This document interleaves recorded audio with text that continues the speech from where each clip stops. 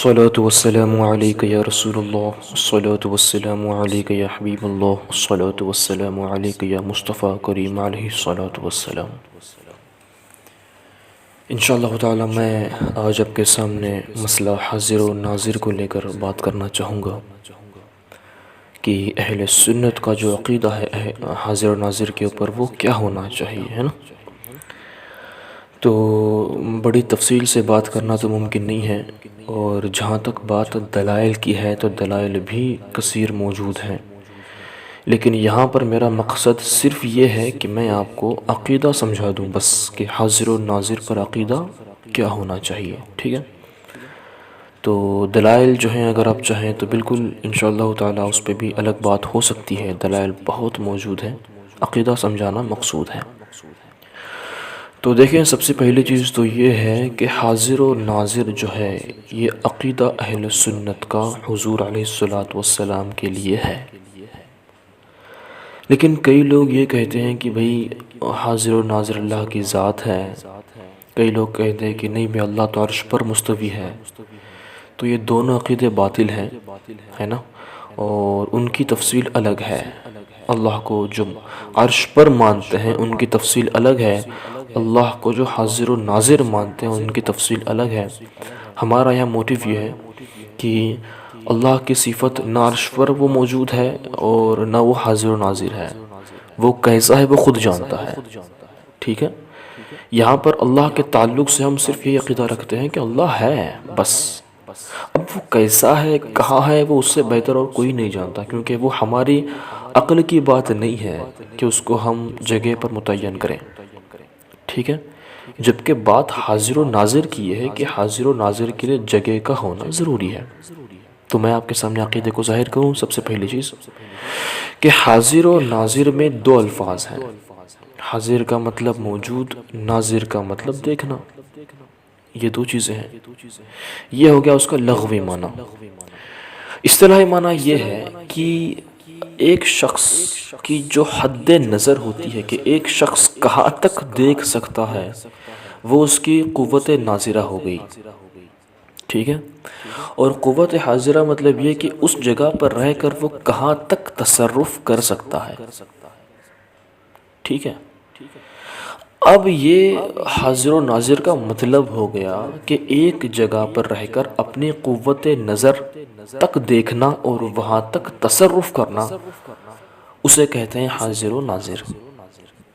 اب آیا حضور کی ذات پر علیہ الصلوۃ والسلام کہ حضور کے لیے حاضر و ناظر کا عقیدہ یہ ہے کہ حضور علیہ الصلوۃ والسلام ایک جگہ پر رہ کر اپنی قوت سے کہاں تک تصرف کر سکتے ہیں اور اپنی قوت سے کہاں تک دیکھ سکتے ہیں، اس ساری قوت کو حاضر و ناظر کہتے ہیں۔ یہ سمپلیسٹ ڈیفینیشن ہے، ٹھیک ہے۔ مطلب حضور موجود ہیں ایک جگہ پر اور آپ کہاں تک دیکھ سکتے ہیں اور آپ کہاں تک تصرف کر سکتے ہیں۔ تو سب سے پہلے میں کلیئر کر دوں یہاں پر ناظر کا مسئلہ، ٹھیک ہے، کہ حضور کی حد نگاہ کہاں تک ہے۔ تو آپ جانتے ہیں قرآن کریم کی آیت اللہ ارشاد فرماتا ہے کہ وَكَذَلِكَ نُرِي إِبْرَاهِيمَ مَلَكُوتَ السَّمَاوَاتِ وَالْأَرْضِ، اور اسی طرح ابراہیم کو ہم نے ساری زمینوں کی اور ساری زمین اور سارے آسمانوں کی بادشاہی دکھا دی۔ اس کا مطلب یہ ہے کہ ابراہیم علیہ الصلوۃ والسلام نے ساری کائنات کو دیکھ لیا۔ اس کا مطلب آپ سمجھتے ہو کہ ابراہیم علیہ الصلوۃ والسلام سے کائنات کا کوئی ذرہ نہیں چھپا، یعنی آپ کی حد نگاہ ساری کائنات کو سمیٹے ہوئے ہے۔ تو جب ابراہیم علیہ السلام کا عالم یہ ہے تو سوچو ہمارے آقا علیہ السلام جو نبوت کے درجے میں ابراہیم علیہ السلام سے بھی افضل ہیں، تو سوچو میرے آقا کا حال کیا ہوگا، آپ کی قوت ناظرہ کتنی ہوگی، اس آیت کریمہ سے ہمیں سمجھ میں آتا ہے۔ یہ پہلی چیز۔ دوسری چیز، قرآن کریم ارشاد فرماتا ہے الم ترى کیف فعل ربک باصحاب الفیل، کیا اے محبوب تم نے نہ دیکھا کہ ہم نے ان ہاتھی والوں کا کیا حال کیا۔ لفظ الم ترى ہے مطلب آنکھوں سے دیکھنے کا حال، جبکہ یہ واقعہ حضور کی پیدائش سے پہلے کا ہے۔ پھر بھی اللہ ارشاد فرماتا ہے کہ اے نبی کیا تم نے نہ دیکھا، تو پتہ چلا کہ جو احوال پیچھے گزرے ہیں اللہ کے نبی نے ان کو بھی دیکھا ہے۔ پھر قرآن شریف ارشاد فرماتا ہے وَإِذْ قَالَ مُوسَىٰ لِقَوْمِهِ، اے نبی یاد کرو جب موسیٰ نے اپنی قوم سے کہا کہ اے قوم رب کے فضل کو یاد کرو، تو یہاں پر اے نبی تم یاد کرو جب موسیٰ نے کہا اپنی قوم سے، تو جو موسیٰ علیہ السلام کا جو واقعہ ہے وہ میرے آقا سے پہلے کا ہے، پھر رب یہ ارشاد فرمایا کہ اے نبی یاد کرو نا، تو یاد کرو کسے کہا جاتا ہے؟ مفسرین نے کہا یہاں پر وَإِذْ قَالَ مُوسَىٰ سے مراد، وَإِذْ سے مراد یاد دلانے کے ہے، اور یاد اسے دلایا جاتا ہے جسے اس بات کی خبر ہو۔ تو کیا پتہ چلا کہ جو احوال موسیٰ علیہ السلام کے ہوئے تھے آقا اسے مشاہدہ فرما رہے تھے، تو یہ ہوئی آقا کی قوت ناظرہ کہ آقا نے پہلے کے احوال بھی اپنے آنکھوں سے دیکھ لیے، ان کو مشاہدہ کر لیا، اور آگے کے احوال بھی بظاہر آپ نے دیکھے ہیں۔ تو یہ ہو گیا قوت ناظرہ، ٹھیک ہے۔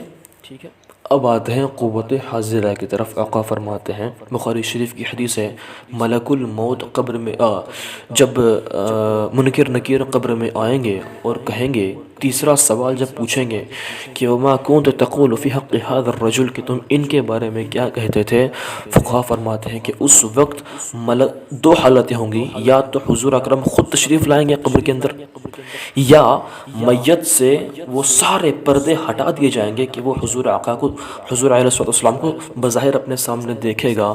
تو سوچو حضور کہاں کہاں موجود ہوں گے، بات سوچنے والی ہے۔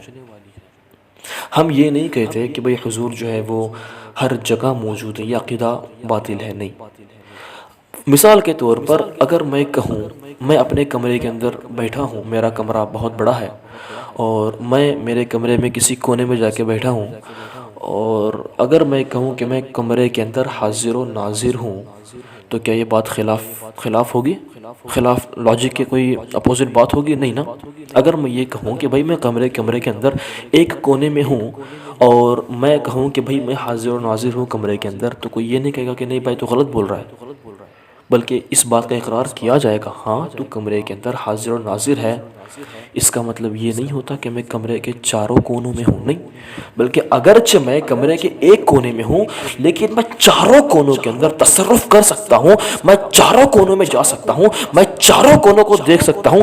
اسی بات کے باعث میں یہ کہوں کہ میں کمرے کے اندر حاضر و ناظر ہوں، یہ بات غلط نہیں۔ بس یہی بات مصطفیٰ کا ایک جگہ پر موجود ہو کر ساری کائنات میں تصرف کرنا، ساری کائنات کو دیکھنا، یہ حضور کے حاضر و ناظر ہونے کو ثابت کرتا ہے۔ حدیث پاک کیا ہے؟ حضور فرماتے ہیں کہ حالت نماز میں صحابہ نے حضور کو آگے جاتے دیکھا، پھر پیچھے آتے دیکھا۔ صحابہ نے پوچھا یا رسول اللہ، ہم دیکھتے ہیں کہ آپ حالت نماز میں آگے جاتے ہیں پھر پیچھے آتے ہیں۔ حضور فرماتے ہیں کہ میں نے حالت نماز میں جنت کو دیکھا تو میں نے اپنا قدم آگے بڑھایا، اگر میں چاہتا تو میں اس میں سے انگور کا ایک گوشہ نکال لیتا، تمہیں دیتا، تا قیامت تک تم کھاتے، لیکن وہ ختم نہ ہوتا۔ کیا پتا چلا کہ حضور موجود تو زمین پر ہے، لیکن آپ کی قوت حاضرہ اتنی قوی ہے کہ آپ چاہتے تو اپنے ہاتھوں سے جنت کا پھل توڑ کر لاتے۔ یعنی کہ آپ کی قوت تصرف کیا ہے کہ جنت میں موجود پھل کو آپ توڑتے، جنت کے پھل کو دیکھ کر آپ اس کو توڑتے ہیں۔ تو یہ قوت نبی کی ہے کہ نبی جنت کو بھی دیکھ رہے ہیں اور اگر چاہے تو وہاں تصرف بھی کریں۔ تو قوت تصرف کی جو رینج ہے وہ کتنی بڑی ہے آپ کی۔ پھر آقا فرماتے ہیں، بخاری شریف کی حدیث ہے کہ اللہ کی قسم میں اب بھی حوض کوثر کو دیکھ رہا ہوں۔ تو بتانے کا موٹیو یہ ہے کہ دیکھو نا کہ حضور کی قوت ناظرہ کتنی لمبی ہے، اور پھر جنت کو دیکھ کر وہاں سے پھل کو توڑنا۔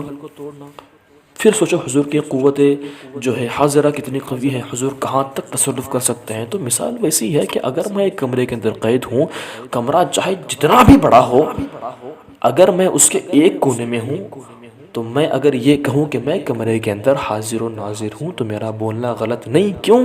کیونکہ میں کمرے میں جہاں چاہے جا سکتا ہوں، میں کمرے میں جہاں چاہے جا سکتا ہوں، میں کمرے میں جہاں چاہے تصرف کر سکتا ہوں، کوئی چیز اٹھا کے رکھ سکتا ہوں، کچھ بھی کر سکتا ہوں۔ تو یہ میرے حاضر و ناظر ہونے کی دلیل ہے کمرے کے اندر۔ پتہ چلا کہ یہ لاجک اگر ہم یہاں لگائیں تو حضور کا حاضر و ناظر ہونا بھی ثابت ہوتا ہے۔ اب جہاں تک بات حیات الانبیاء کی ہے، حضور کا ایک جگہ سے دوسری جگہ پر منتقل ہونا، یہ الگ بحث ہے، یہ الگ دلیلوں کے بعد ہم لوگ اس بات کو ثابت کر سکتے ہیں۔ مثال کے طور پر انبیاء علیہ السلام اپنے قبور کے اندر موجود ہیں، لیکن پھر بھی مسجد اقصی میں حضور کے پیچھے نماز پڑھی کہ نہیں پڑھی؟ یہ تصرف ہو گیا، ایک جگہ سے دوسری جگہ جانا، پھر وہاں تو نماز پڑھی، پھر نبیوں کا آسمانوں پر جانا۔ تو یہ بات ثابت کرتی ہے کہ اگر نبی چاہیں تو ایک جگہ سے دوسری جگہ پر تصرف کر سکتے ہیں، جا سکتے ہیں، آ سکتے ہیں۔ تو یہ دلائل اگر ہم دینا چاہیں تو بہت دلائل موجود ہیں، یہاں پر مقصود صرف یہ ہے کہ آپ کو پتہ چلے کہ عقیدہ کیا ہونا چاہیے۔ تو عقیدہ ہمارا یہ ہے کہ حضور علیہ السلام کا جو تصرف کی قوت ہے وہ بہت ہے، اور حضور کی جو دیکھنے کی قوت ہے وہ بھی بہت ہے۔ تو جہاں تک حضور کی قوت وہاں تک آپ حاضر و ناظر۔